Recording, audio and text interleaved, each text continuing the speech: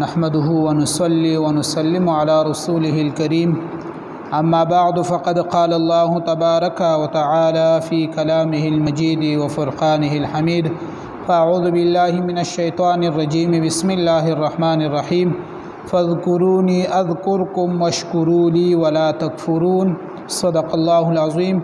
اللهم صل على سيدنا ومولانا محمد وبارك وسلم عليك صلى الله على سيدنا محمد صلى الله عليه وآله وسلم. محترم و عزتمندو، په نن ویډیو کې با تاسو ته یو بهترین وظیفه هغه درخایمه، خو د هغه بهترین وظیفې نه وړاندې مونږ او تاسو لا پکار دي چې د الله جل جلاله عبادتونه هغه په صحیح طریقې سره ادا کو. کم منځ دی، روزه ده، زکات دی، حج دی، هر عمل داسې دی چې د قرآن حکم دی او مونږ او تاسو ته شوی دی، نو هغه په صحیح طریقې سره ادا کو. د هغې نه پس وظایف بیا ډېر ښه کار کوي. چې کله انسان ته تکلیف وي، تکلیف انسان ته پیښ شي او دا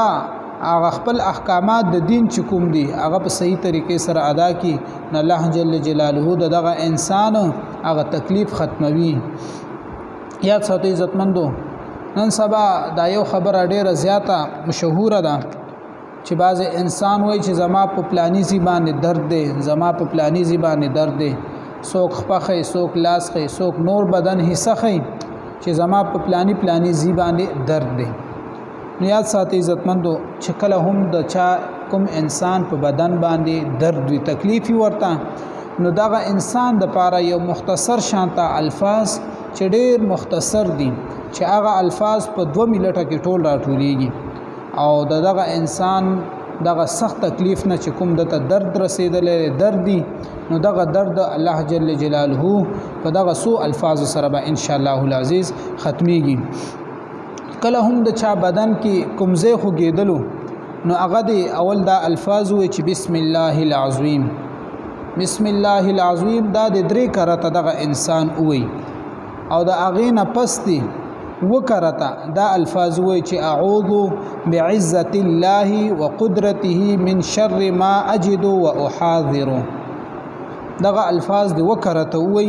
او چې په کوم ځای باندې درد وي په هغه ځای باندې دی اول نه لاس کې دی او دغه وظایف دی باندې بیا وي او بیا دی دغه لاس په دغه خپل لاس دی په د خپل خپل باندې چوف کې او په دغه ځای باندې دی دغه ځای وموږي، نو الله جل جلاله به دغه انسان دغه درد ختم کی. نو آسان الفاظ داسې دي چې بسم الله العظیم دا د 3 کرته وي، دا غین پس دی وکرته دوی چې اعوذ بعزت الله وقدرته من شر ما اجد واحاذر.